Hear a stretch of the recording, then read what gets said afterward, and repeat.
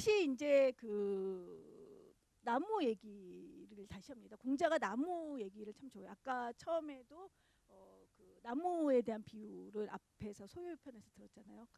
그 장자 곳곳에 이제 나무가 많이 등장하는데 굉장히 오래 살면서 자신의 가치를 지키고 사는 그런 존재로서 나무를 많이 등장을 시킵니다. 자, 석이라는 목수가 제나라로 가서 고건이라는 곳에 이르렀는데 토지신에 모신 사당의 상수리 나무를 봤다라고 합니다. 근데 그 상수리 나무가 엄청 큰 나무여서 배도 그걸로 그 통째로 배도 만들 수 있을 정도였다라고 한다면 엄청 큰 나무겠죠. 통배를 만들 수 있을 것이다.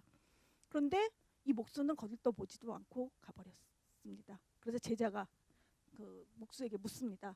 아니 제가 선생님을 따라서 이렇게 여러 군데를 다녔는데 이렇게 훌륭한 제목을 보지도 본 적이 없는데 왜 선생님은 능력을 보시지 않습니까? 맞아? 딱 이렇게 말합니다. 쓸모없는 나무야. 자, 이거는 배를 만들면 가라앉고 관을 짜면 썩을 것이고 그릇을 만들면 부서지고 문을 짜면 물이 들어가고 기둥을 만들면 좀이 있을 것이야. 쓸모없기 때문에 저렇게 오래 산 거야. 사당을 지키고 있을 만큼 오래 산 거야. 라고 얘기합니다. 자, 아까 그 혜시가 장자한테 너는 가죽나무처럼 쓸모가 없어. 크지만 쓸모가 없어. 라는 말이 이제 생각이 나실 거예요. 자, 그 다음에는요. 근데 이 목수가 집에 돌아오자 이 상수리 나무가 꿈에 나타납니다. 자, 그러면서 이렇게 말합니다. 너는 무슨 기준으로 나는 쓸모가 없다고 그러고 다른 나무는 쓸모가 있다라고 얘기를 하는 거야? 라고 이제 따지는 거죠. 자, 아가위 나무, 참배나무, 귤나무, 유자나무 같은 그러한 과일수겠죠? 과일수들은 사람들이 일반적으로 쓸모 있는 나무라고 하는 그 과일수들은 열매가 익으면 뜯기고 욕을 당하고 큰 가지는 꺾이고 작은 가지도 꺾이고 그런 자기 자신이 가지고 있는 능력 때문에 결국 그 삶은 비참하지. 그래서 하늘이 준 삶을 다 살 수 없지. 하지만 나는 오래전부터 나 스스로 쓸모없기를 바랬네 라고 얘기를 합니다. 그러면서 내가 쓸모 있었더라면 이렇게 클 수 있었을까? 그대나 나나 똑같이 하찮은 사물에 지나지 않는데 그런데 당신은 어떤 기준을 가지고 나보고 쓸모있다, 쓸모없다 라고 말하는가? 라고 이야기를 합니다. 자, 그 쓸모없다, 쓸모있다라는 우리가 아주 쉽게 생각하는 그런 생각들의 기준, 그렇죠? 그것은 도대체 어디서 기인한 거지? 라는 거예요. 그렇죠? 그렇게 이제 묻는 거예요. 자, 석기 그 깨어나서 이제 그 꿈에 대해서 제자에게 말합니다. 이제 그렇게 쓸모없기를 바란다면서 왜 사당의 나무 노릇을 했을까요? 그것도 일종의 사당의 나무 노릇을 한다는 것도 쓸모를 그 생각하면서 한 일이 아닐까라고 하자 그냥 그것은 저 나무는 사당에 의지할 뿐이지 그 나무가 자기를 보존하는 방법이 그냥 우리랑 다를 뿐이야. 그러면서 보통의 판단 기준을 가지고 그것을 생각한다는 것도 역시 또 우리가 우리의 편견으로 성급하게 거기에 대해서 규정 짓는 것 아닐까? 이제 이렇게 얘기합니다. 자, 그 상수리 나무가 꿈에 나타나서 꾸짖음에 석은 변했습니다. 그렇죠? 목수는 변했어요. 자신이 그렇게 함부로 자신의 생각을 가지고 성심으로 판단했던 것들이 옳지 않았구나라고 깨닫게 된 거죠. 자, 그런 얘기들이 이제 인간세편에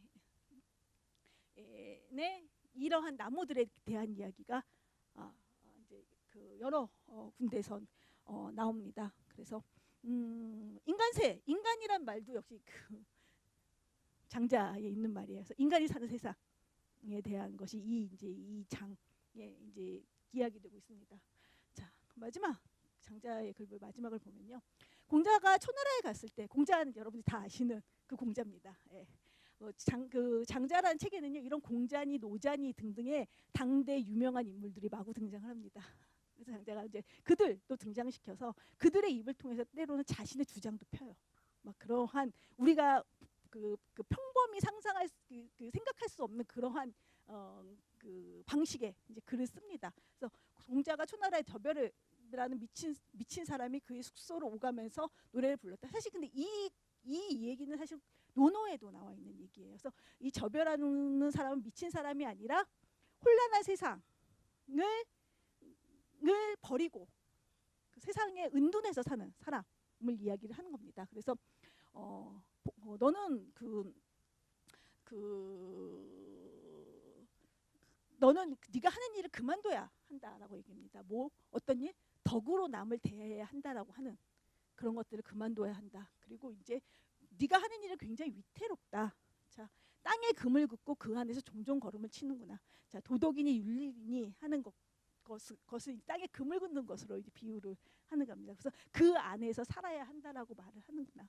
이런 것들이 굉장히 위태롭고 그만두어야 할 일이라고 저벼가 공자를 비판을 합니다. 자, 공자는요 그 논어에도 나오지만은 그 논어에도 여러 군데서 그 은자들, 즉 세상을 버린 사람들이 공자에 대해서 어떤 식으로 이제 비판을 하고 충고를 하냐면요, 할 수 없는 일을 하려고 하는 사람. 이라고 이제 이야기를 합니다. 즉 이루어지기 어려운 일을 억지로 이루려고 노력하려는, 즉 도덕적인 그 사회를 만들려고 애쓰는 사람이 다 그런 공자가 참 부질없는 일이다라는 것이 이제 당대의 은자들이 공자를 비판하는 것이고, 역시 장자도 거기에 대해서는 부정적으로 이야기를 합니다. 그러면서 이제 이런 얘기를 하죠. 산나무는 스스로 자르고 등불은 스스로 태운다. 개수나무는 먹을 수 있어서 잘리고 온나무는 쓸모 있어서 베인다. 사람들 모두 쓸모 있음의 쓸모 있기 때문에 이것은 좋은 것이다 라는 쓸모는 알고 있어도 쓸모 없음의 쓸모는 모르는구나 라고 얘기를 합니다. 그래서 쓸모 있음과 쓸모 없음이라는 것은 사실은 세상의 사람들이 매우 일반적인 생각을 가지고 나눈 기준인데, 정말 그 기준이라는 것이 절대적인 것인가, 그 기준으로 쓸모 있다라고 해서 그것은 대단한 것이고, 그 기준에 의해서 쓸모가 없으면 그것은 정말 아무것도 아닌 것인가. 뭐 여기서 지금 장자가 말하는 것은 세상의 기준에 맞춰서 쓸모 없이 살아라가 아니라 버리고 쓸모 없이 살아라가 아니고요. 사실은 그렇게 쓸모 있다, 쓸모 없다와 같은 그런 기준들이 과연 옳은 것인가, 또는 그런 기준으로 인해서 타인을 상처 입히고 또 내가 상처받고 있지는 않은가, 왜 묻는 겁니다. 아무것도 하지 말고 쓸모없이 살아라 라는 이야기하는 것이 아니라, 그것이 가지고 있는 그런 기준들, 그 기준이 가지고 있는 사람과 사람들에게 행하는 그 일종의 폭력이죠. 사실은 그런 것들에 대한 이야기를 합니다.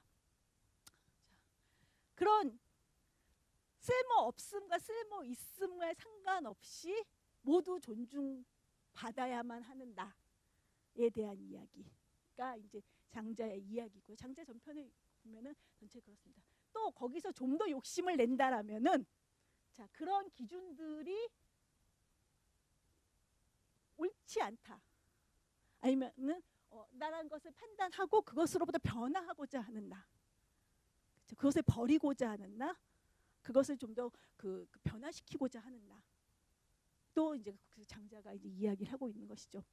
자, 그렇게 된다라면은 아까 얘기했듯이 나의 삶이 존중받기를 원한다라면은 역시 타인의 삶을 존중해야 된다라는 것이죠.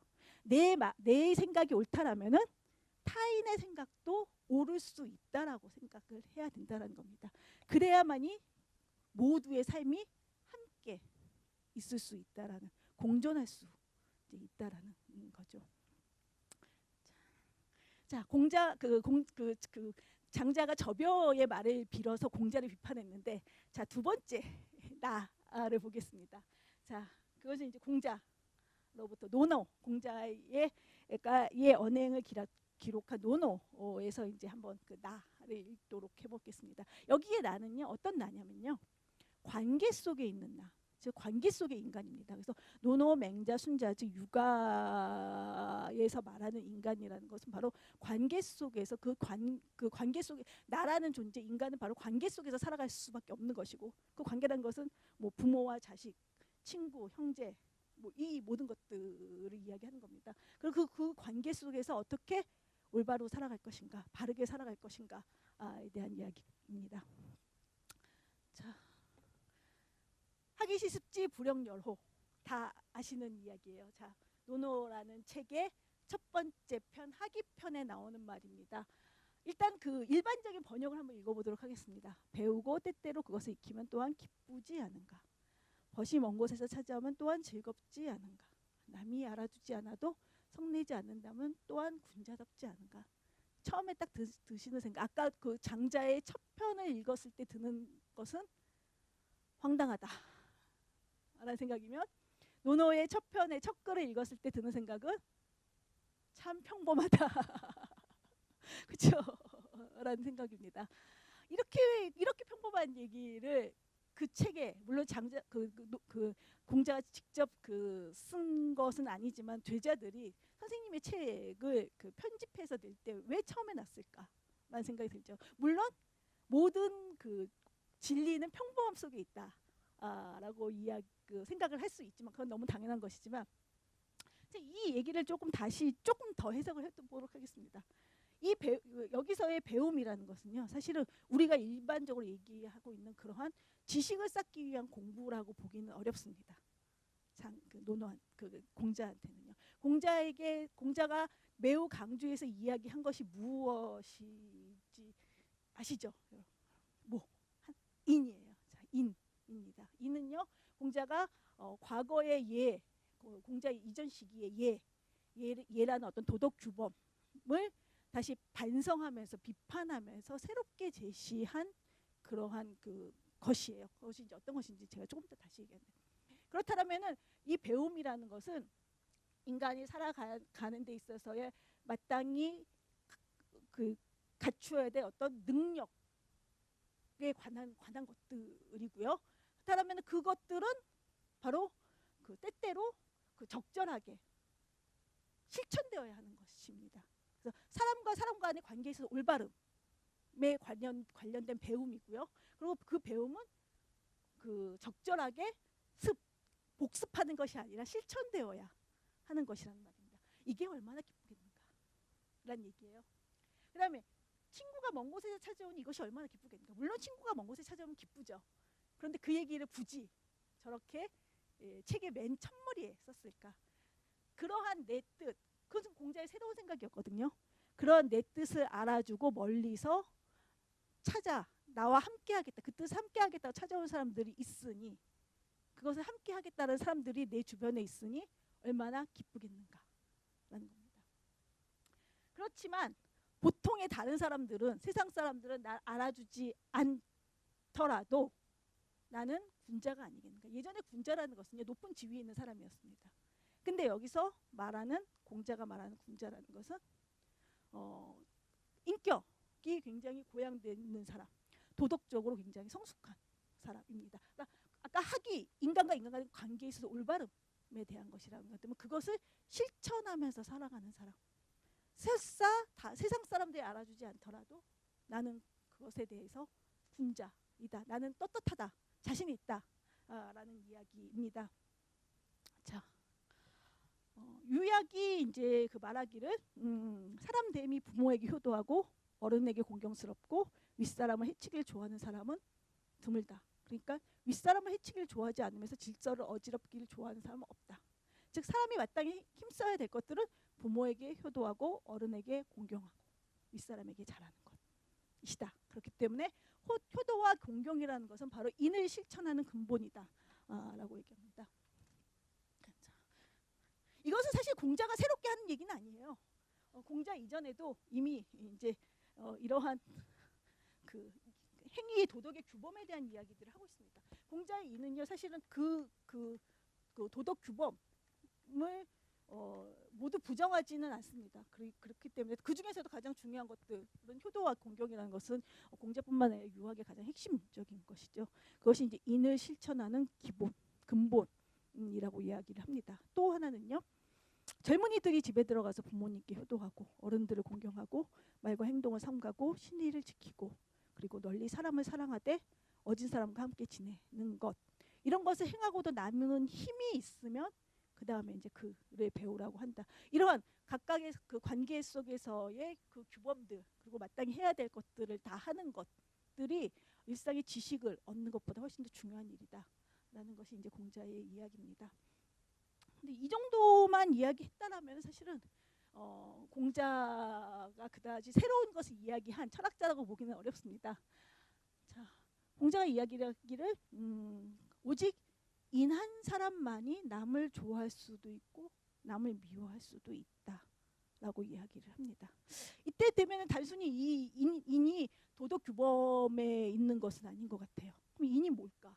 공자가 말하는 인이 뭘까? 라는 생각이 듭니다. 자, 누구를 좋아하는 것, 누구를 미워하는 것. 여기서 인한 사람만이 누구를 좋아한다 수도 있고 누구를 미워할 수 있는 자격이 있다라고 말하는 것 같아요. 그러면 그 인이 뭘까? 그냥 훌륭한 사람? 일까? 자애로운 사람? 일까? 그러면은 좋아하기만 해야지 왜 미워하지? 그 도덕적으로 매우 훌륭한 사람은 그냥 모든 사람을 다 이해하는 사람 아닐까? 좋아하기만 하는 사람 아닐까? 왜 미워하지? 여기서는 공자가 도덕적 판단 기준에 대한 이야기를 합니다. 그 공자인에 있어서 굉장히 중요한 내용 바로 그겁니다. 자, 이러한 판단 기준을 가진 사람은 그 기준에 따라서 누군가를 다른 사람을 좋아할 수도 있고 그 다른 사람의 잘못에 대해서 비판할 수 있고 지적할 수 있다는 겁니다. 그것이 미워한다는 너 안 봐 뭐 이런 것들이 아니라 그것이 올바르지 않은 그 기준이 분명해야 된다는 거예요. 그런 기준 없이 그냥 나에게 잘해준 사람을 좋아한다든가 나에게 잘 못하는 사람을 싫어한다든가 그런 것들이 아니라는 겁니다. 그래서 그 다음 얘기도 이제 역시 이제 그와 관련된 이야기고요. 시간이 조금 자, 두 번째 이 기준과 관련한 이제 이야기들을 좀 보도록 하겠습니다. 자, 공자가 삼아 나의 돈은 하나로 관통된다. 자, 이류관지라는 말입니다. 그래서 내 돈은 하나인데 증자가 네 하고 주저없이 대답을 합니다. 그래서 공자가 나가서 문인들이 묻습니다. 다른 제자들이 그게 뭐야? 라고 이제 물어요. 그래서 증자가 말하기를 선생님의 돈은 충서이다 라고 얘기합니다.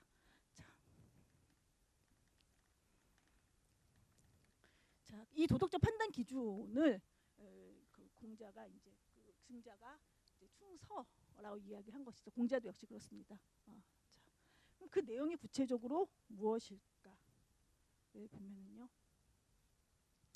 중공이 이제 인에 대해서 묻자 공자가 말하기를 집 문을 나서서는 큰 손님을 대하듯이 하고, 즉 집 문에 나서 집 밖을 나가선다면 그 집 밖에 있는 사람들, 즉 타인들에게는 매우 공손하게 대해야 된다는 겁니다. 그리고 백성을 부릴 때는 큰 제사를 받듯이 하고, 정치를 하는 사람들이 백성을 부릴 때는 마치 큰 제사를 지내듯이 정성스럽게 백성을 받들어야 된다는 겁니다. 그리고 자기가 바라지 않는 일을 남에게 하지 말아야 된다, 시키지 말아야 된다는 겁니다. 바로 그 내용입니다. 도덕적 판단. 내가 하기 싫은 일, 하고자 하지 않는 일들을 남에게 하지 않는 것. 자, 이렇게 하면은 나라에서도 원망하는 이가 없고 집안에서도 원망하는 이가 없을 것이다 라고 얘기를 합니다. 그래서 내가 하고자 하는 일을 남에게 하지 않도록 하는 것, 시키지 않도록 하는 것. 자, 그 얘기를 다시 이야기. 자공이 다시 선생님에게 묻습니다. 선생님, 딱 한마디 평생도록 실천할 만한 것들을 저에게 이야기해 주십시오. 자, 그러자 공자가 바로 그것은 서다라고 얘기합니다. 그래서 자기가 원하지 않는 것을 남에게 하지 않는 것이다. 딱 한 가지만 평생도록 실천해야 한다면 바로 이것이다. 이러한 판단 기준을 가지고, 그리고 거기에 맞춰서 그 상황 안에서의 적절함, 아까 얘기했던 적절함을 실천하는 것이 바로 이제 그 평생도록 해야 될 일이라고 하는 겁니다. 자, 충서라는 그 글자를 보면요, 자, 그럼 충자가 무슨 의미일까요? 충성하다, 나라에게 충성하다 아니고요. 예? 예. 이제 중 마음의 중심입니다. 마음의 중심이 뭘까요? 마음의 중심 있으세요? 마음의 중심이 뭘까요? 예? 양심 맞죠? 예. 마음의 기준이 있다라는 겁니다. 마음의 저울이 있다라는 거죠. 자가 있다라는 거죠. 예. 자, 그것을 가지고 어떤 상황에서는 그것이 어떤 것이 옳지 않을지를 스스로 판단하는 겁니다. 그것이 마음의 중심이야 되는 거죠. 기준이죠. 그럼 그 중심의 내용은 무엇일까요?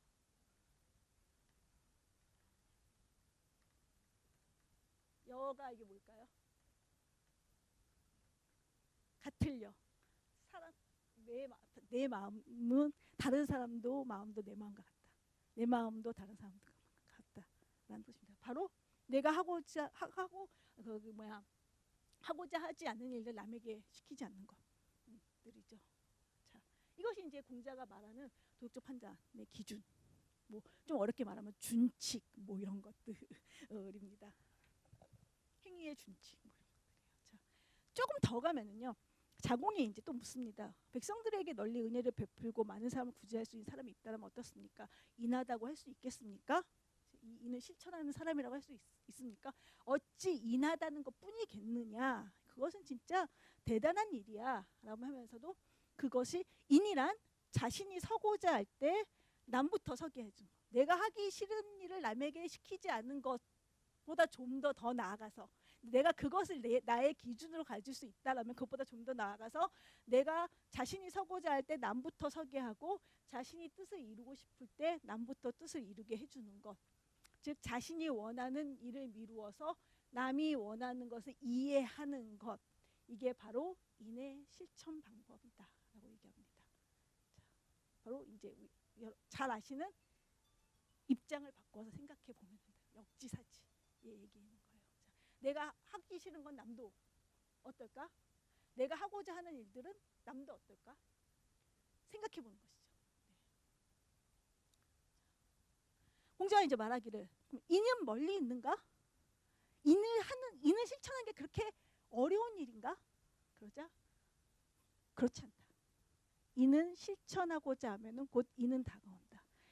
자, 역지사지라는 것들이 사실은 근데 예. 잠깐 잊어버렸어요. 자, 그럼 그게 어려운가? 생각해 보면 그렇게 어렵지 않은 일인 것 같은데.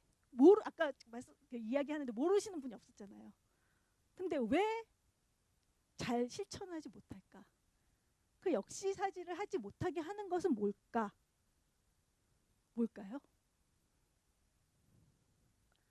이건 아까 장자랑도 비슷한 것 같아요. 그렇죠? 욕심, 이기심, 내 감정이 더 중요한 것, 내 생각이 더 중요한 것, 때로는 우리 집이나 내 자식이 더 중요한 것 이런 것들 때문이겠죠. 자, 그렇죠. 지금은 점점 더 그렇죠. 예. 자, 그러니까 멀리 있지 않은데 참 그거 실천하기 어렵다는 거예요. 공자가 뭐 인이라는 게 그렇게 어려운 일이 아니다라고 얘기하고 실제 공자의 논어를 읽어봐도 그렇게 어려운 일이 아니에요. 어렵게 얘기를 하지 않아요. 근데 우리는 굉장히 어렵다고 생각을 해요. 왜? 너무너무 실천하기가 어려워. 뭘 알기 때문에. 근데 그게 실천이 잘 안 돼서 굉장히 힘들면서도 사실은 그게 안 되는 걸 알기 때문에. 공자 이 자본주의 전인데요. 물론 자본주의 사회가 그것들을 더 어렵게 만들고 있는 건 그렇죠. 예. 예. 그러니까 여전히 공자의 말이 이 자본주의 사회에서도 그 의미 있는 부분들이 있다. 다 옳은 건 아니지만은 의미 있는 부분들이 있다라고 할 수 있는 것이겠죠. 자, 그래서 다시 안연히 인에서 묻자 공자가 말합니다. 자기를 이겨서 예로 돌아가는 것, 즉 자기를 이긴다. 아까 인하는 실천을 가로막는 게 뭐라고 아까 말씀하셨죠. 욕망, 이기심, 뭐 이런 것들. 그것이 바로 자기를 이기는 겁니다. 아까 그 장자가 말했던 내가 나를 버리는 것, 버려야 될 나, 이겨야 할 나가 있다는 거죠. 그것을 버리고 예로 돌아가는 것, 즉 그 도덕적인 것으로 돌아가는 것이 인이다라고 얘기를 합니다. 그러면서 여기서 사실 중요한 것들은 이 다음이에요. 인을 실천하는 것은 나에게 달린 것이지, 나에게 있는 것이지 다른 사람에게 달린 것이 아니다라는 겁니다. 자, 도덕 규범일 때는요, 이 도덕 규범은 사실 내가 만든 건 아니에요. 사회에 이미 만들어진 겁니다. 만들어진 것을 지키는 거예요.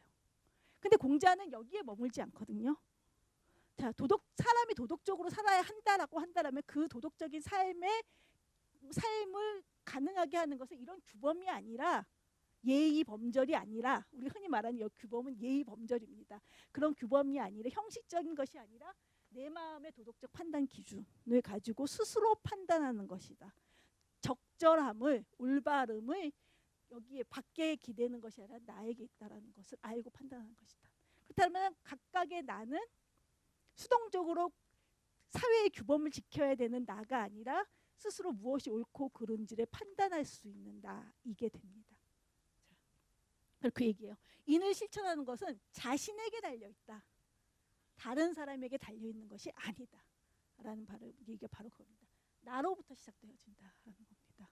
자, 같은 상황에서도 어떤 것이 인인지 아닌지는 상황에 따라 달라요.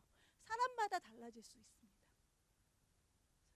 그 모든 것들을 규범으로 다 매뉴얼로 만들 수 없어요.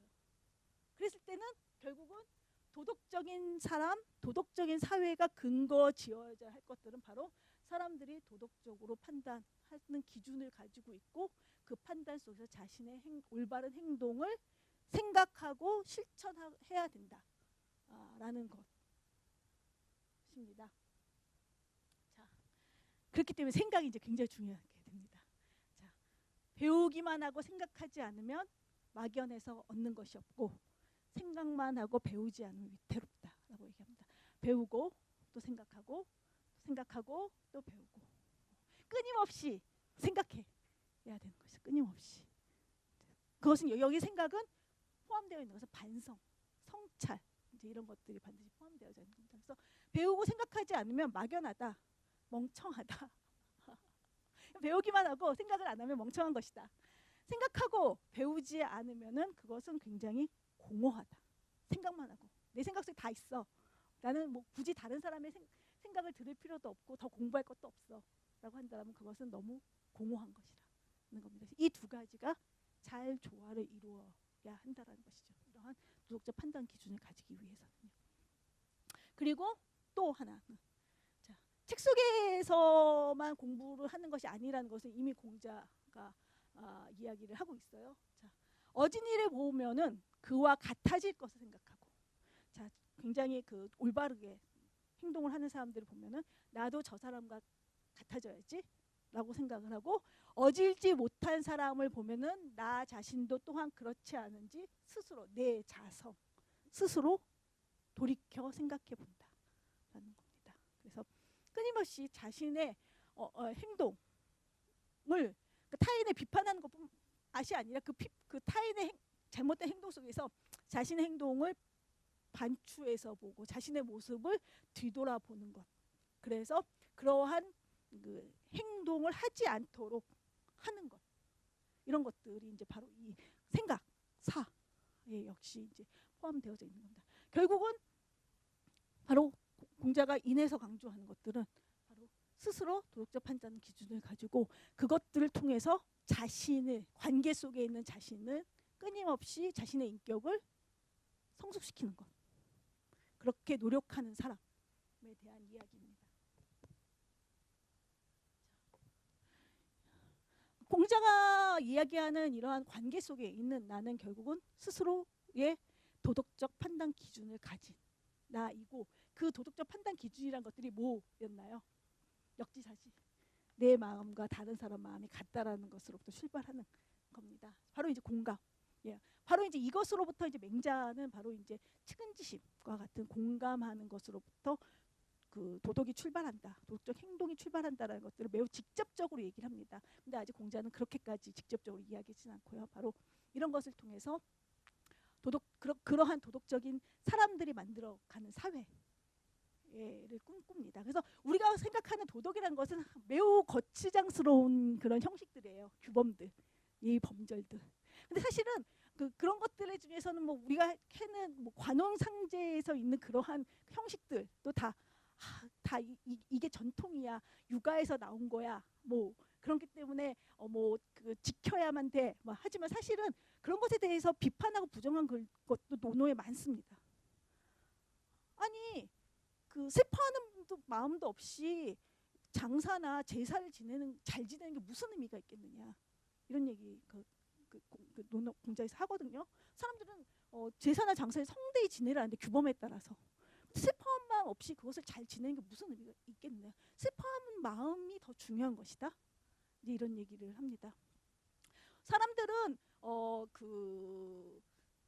모두 옛날 사람들은 삼배로 만든 모자를 썼고, 지금 사람들은 명주로 만든 모자를 쓰는데 나는 비단으로 만든 모자를 쓸 거야. 왜냐하면 그게 더 검소한 거니까. 당신 그게 더 검소했던 것 같아요. 나는 검소한 것, 옛날의 규범을 버리고 검소한 걸 따를 거야, 이런 얘기를 하거든요. 그렇기 때문에 사실은 공자는 이러한 규범도 중요하지만 규범보다 더 중요한 것은 그것을 행하는 마음, 그리고 그것을 판단하는 기준이 훨씬 더 중요하다고 이야기를 했습니다. 그 내용이 바로 인이에요. 그래서 그렇게 이제 그러한 공감, 그리고 그 기준의 내용은 바로 공감이고요. 그래서 그 공감으로 만들어지는 사회를 이제 논어에서는 그 이야기를 하고 있습니다.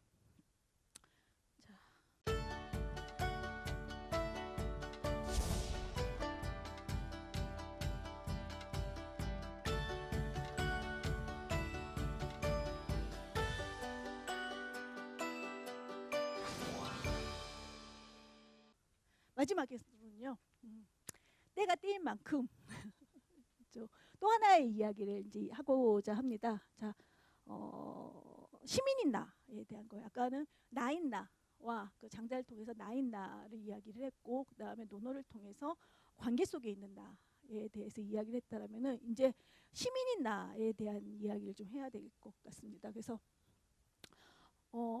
광장이 열렸어요. 작년 가을부터 올해까지. 그래서 굉장히 많은 사람들이 광장에서 자신의 이야기를 했습니다. 자, 그 얘기는 바로 이런 거였어요. 자, 모두 아시죠? 우리 대한민국의 근간인 바로 헌법의 가장 그것도 첫 번째, 아까부터 그 장자의 첫 번째, 논어의 첫 번째 굉장히 중요하다고 얘기했죠. 헌법에서도 첫 번째 모든 게 다 들어 있습니다.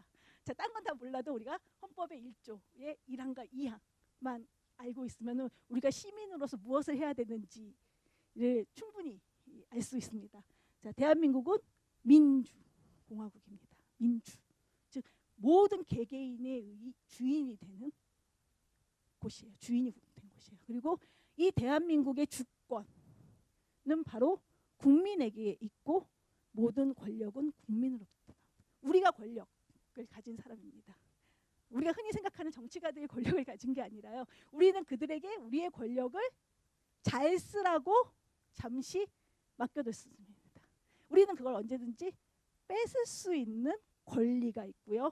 또 그것을 감시해야 될 의무도 있습니다. 우리가 잠시 빌려준 거거든요. 그리고 언제든지 뺏을 수 있습니다. 자, 거기에 관련된 것이 광장에 이제 열려져 있습니다. 자, 원래 자료집에는 제가 이제 두 가지 헨리 소로의 이제 월든이라는 글과 그 다음에 이제 고병권이라는 분의 민주주의란 무엇인가에 대한 글을 배치했는데, 그것을 통해서 이제 그것은 이제 읽으셨을 거라고 생각하고 아니면 앞으로 읽으실 것이라고 생각하고, 이 소로우가 이제 월든이라는 그 호숫가에 살면서 무엇을 이야기했냐면 시민 불복종에 대한 이야기를 했습니다. 그래서 혹시 그 법전 스님의 무소유와 같은 글을 좋아하시는 분들이 있다라면은 그 무소유와 같은 책과 비슷한 책이 뭐가 있을까요? 하고 누군가에게 물어보면은 많은 사람들이 헨리 데이비드 소로우의 월든을 추천을 할 겁니다. 그래서 굉장히 많은 것들을 가질 수 있었음에도 불구하고 그런 것들을 버리고 월든 호숫가에 사회에서 이제 자신의 삶을 성찰하면서 살아갔던 한 사람의 이야기인데, 그 사람이 이제 주장한 것 중에 하나가 이제 시민 불복종이라는 것이에요. 올바르지 않은 정치를 하는 국가에 대해서 우리는 불복종할 권리가 있다라는 겁니다. 그래서 그 자료 집을 좀 잠깐 보면은요, 조금 중간중간에 보면은요, 나는 가장 좋은 정부는 가장 적게 다스리는 정부라는 표를 진심으로 받아들이며 그것이 하루빨리 조직적으로 실현되기를 바란다. 그 보충 자료에 있습니다. 오늘 그 복사한 거예요. 예. 두 번째 자료를 보면은요, 두 번째 단락을 보면은 나는 지금 당장 보다 나은 정부를 요구할 수 있을 뿐이다. 정부가 없어야 한다고 하는 것이 아니라 보다 나은 정부를 요구하고 있을 뿐이다. 그 다음에 그 세 번째 단락을 보면은 우리는 먼저 인간이어야 하고 그 다음에 국민이어야 한다고 나는 생각한다. 법에 대한 존경심보다는 먼저 정의에 대한 존경심을 기르는 것이 바람직하다. 그 다음 단락을 보면은 당신은 온몸으로 투표하라. 단지 한 조각의 종이가 아니라 당신의 영향력 전부를 던지라. 그 다음 단락을 보면은 정부는 피통치자의 허락과 동의를 받아야 한다. 정부는 내가 허용해준 부분 이외에 나의 신체나 재산에 대한 순수한 권리를 가질 수 없다. 나는 그렇게 생각한다라고는 겁니다. 자, 그 다음 단락의 중간에 보면은요, 국가가 개인을 보다 커다란 독립된 힘으로 보고, 즉 국가가 개인을 자신의 종속된 존재라고 생각하지 않고, 우리 사회가 계속 그래왔어요. 국민이라는 말 안에는 국가를 반드시 그대로 따라야 돼. 그러한 존재라는 의미가 좀 많았습니다. 그래서 커다란 독립된 힘으로 보고 국가의 권력과 권위는 이러한 개인의 힘으로부터 나온다는 것을 인정하고 이에 알맞은 대접을 개인에게 해줄 때까지는 진정으로 자유롭고 개화된 국가는 나올 수 없다라고 나는 생각을 한다라고 이제 이야기를 합니다. 그러면서 이제 마지막으로 이제 그 어떤 국가여야 하는가에 대한 이야기를 합니다. 자, 결국 나 안에는 굉장히 여럿의 나가 있어요. 그래서 아까 장자가 이야기하는 나 있는 그들의 나가 있고, 또 관계 속에서 살아가는 나가 있고, 또 하나 우리가 절대로 버릴 수 없는 것들이 시민으로서의 나, 정치적 존재로서의 나도 이제 결코 버릴 수가 없는 겁니다. 우리가 그 전까지만 해도 그렇게 깊이 생각하지 못했을 수도 있을 것 같은데, 최근에 그 여러 가지 일들로, 그리고 광장을 통해서 이제부터는 우리가 모두 함께 우리가 살아가야 될 이 사회와 국가가 어떤 곳이어야 하는지에 대한 생각을 해볼 필요가 있다라고 생각을 합니다. 그래서 그 소로의 이제 이 마지막 글을 보면은요, 나는 마침내 모든 사람을 공정하게 대할 수 있고 개인을 한 이웃으로 존경할 수 있는 국가를 상상하는 즐거움을 가져본다. 그런 국가는 일부 소수의 사람들이 국가에 대해 초연하며 국가에 대해 참견하지도 않고 국가의 간섭을 받지 않고 살더라도 이웃과 동포에 대한 의무를 다하는 한 그들이 국가의 안녕을 해치는 자들이라고 생각하지는 않을 것이다. 이러한 열매를 맺고 또 이런 열매가 익는 대로 떨어지게 허락해 주는 국가는 그보다 더 완전하고 영광스러운 국가, 내가 상상했지 결코 보지는 못한 그런 국가가 탄생하도록 길을 열어줄 수 있을 것이다.